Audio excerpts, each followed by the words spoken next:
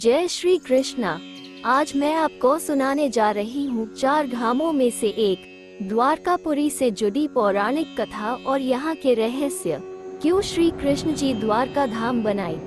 आज भी समुद्र के नीचे मौजूद हैं श्री कृष्ण जी के द्वारका के अवशेष। द्वापर युग में भगवान विष्णु के अवतार श्री कृष्ण जन जन के लिए ऐसे आदर्श हैं जो सभी को सुखी जीवन जीने के सूत्र सिखाते हैं। भगवत गीता जो श्री कृष्ण जी ने अर्जुन को उपदेश दिया, वह भगवत गीता युगों से विश्व को मार्ग दिखा रही है। यह मानव को जीवन जीने की सही ढंग सिखाए हैं। अपने जीवन काल में योगेश्वर श्री कृष्ण ने अनेकों राक्षसों का अंत कर समाज में व्याप्त दुखों और बुराइयों को समाप्त किया। लेकिन एक बार श्री कृष्ण को रणभूमि छोड़कर भागना पड़ा था, जिस कारण उनका एक नाम रणछोड़ पड़ गया। दरअसल यह उनकी एक युद्ध रणनीति ही थी। इस घटनाक्रम के पीछे एक बेहद ही रहस्यमय कहानी है। आइए जानते हैं। जब श्री कृष्ण ने मथुरा के घोर अत्याचारी राजा कंस का वध कर दिया, जिससे कुपित होकर कंस के ससुर मगधपति जरासंध ने कृष्ण और यादवों का कुल नाश करने की ठान ली थी। वह मथुरा और यादवों पर बार बार आक्रमण करता रहा।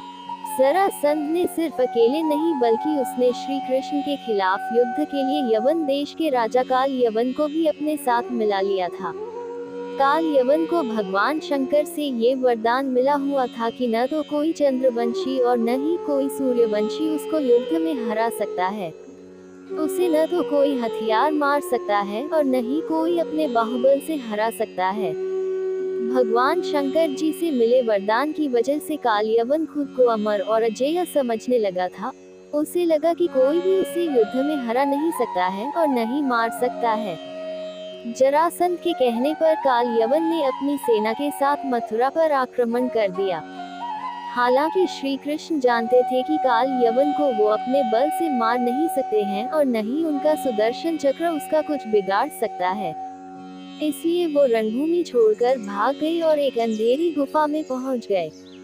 श्री कृष्ण जिस गुफा में जाकर छुपे हुए थे, उसमें पहले से ही इक्ष्वाकु नरेश मांधाता के पुत्र और दक्षिण कोसल के राजा मुचकुंद गहरी नींद में सोए हुए थे।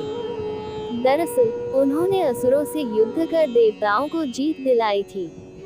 लगातार कई दिनों तक युद्ध करने की वजह से वह थक गए थे। इसलिए स्वर्गाधिपति इंद्र ने उनसे सोने का आग्रह किया और उन्हें एक वरदान भी दिया, जिसके अनुसार जो कोई भी उनकी नींद में खलल डालेगा, वह जलकर भस्म हो जाएगा। राजा मुचकुंद को मिले वरदान की बात श्री कृष्ण को पता थी, इसलिए वो काल यवन को अपने पीछे पीछे उस गुफा तक ले आए, जहां राजा मुचकुंद सोए हुए थे। श्री कृष्ण ने काल यवन को भ्रमित करने के लिए अपना पीताम्बर राजा मुचकुंद के ऊपर डाल दिया। राजा मुचकुंद को देखकर काल यवन को लगा कि वह श्री कृष्ण ही हैं और उससे डरकर अंधेरी गुफा में छुपकर सो गए हैं। इसलिए उसने श्री कृष्ण समझकर राजा मुचकुंद को ही नींद से उठा दिया। अब राजा मुचकुंद जैसे ही नींद से उठे, काल यवन वहीं जलकर भस्म हो गया। यही कारण है कि इस घटना के उपरांत श्री कृष्ण रणछोड़ कहलाए। असल में ये भगवान श्री कृष्ण की ही एक लीला थी। काल यवन के मृत्यु के बाद भी जरासंध ने मथुरा और यादवों पर बार बार आक्रमण करता रहा।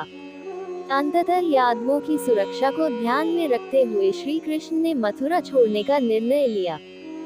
भगवान श्री कृष्ण ने द्वारकापुरी की स्थापना का निर्देश विश्वकर्मा को दिया। विश्वकर्मा जी ने द्वारकापुरी की स्थापना के लिए एक उचित स्थान ढूंढने लगे। अंततः कुशस्थली में भव्य द्वारकापुरी का निर्माण एक रात्रि में ही कर दिया। अपने समस्त यादव बंधुओं के साथ श्री कृष्ण द्वारका आकर निवास करने लगे। द्वारका को शास्त्रों में कुशस्थली कहा गया है। कुशस्थली की ऐसी मान्यता है कि सतयुग में महाराजा रैवत ने समुद्र के मध्य की भूमि पर कुश बिछाकर कई यज्ञ किए थे। यहाँ कुश नाम का ही एक दानव जिसने बहुत उपद्रव फैला रखा था। ब्रह्मा जी के अनेक प्रयासों के बाद भी जब वह दानव नहीं मरा तो त्रिविक्रम भगवान ने उसे भूमि में गाड़कर उसके ऊपर उसी के आराध्य देव कुशेश्वर की लिंग मूर्ति स्थापित कर दी। दैत्य द्वारा प्रार्थना करने पर भगवान ने उसे वरदान दिया कि द्वारका आने वाला जो व्यक्ति कुशेश्वर के दर्शन नहीं करेगा, उसका आधा पुण्य उस दैत्य को मिलेगा। श्री कृष्ण ने द्वारका में 36 वर्ष तक शासन किया। जब श्री कृष्ण ने वैकुंठ प्रस्थान किया तो द्वारका नगरी समुद्र में स्वतः ही डूब गई। केवल कृष्ण का मूल मंदिर ही बचा रहा। कुछ वर्षों पहले नेशनल इंस्टीट्यूट ऑफ ओशियनोग्राफी को समुद्र के अंदर प्राचीन द्वारका के अवशेष प्राप्त हुए थे। श्री कृष्ण की द्वारका नगरी की दीवारें आज भी समुद्र के गर्त में मौजूद हैं। मेरे चैनल परफेक्ट कहानियाँ को लाइक, शेयर और सब्सक्राइब कीजिए और बेल आइकॉन को दबाना न भूले। Thank you.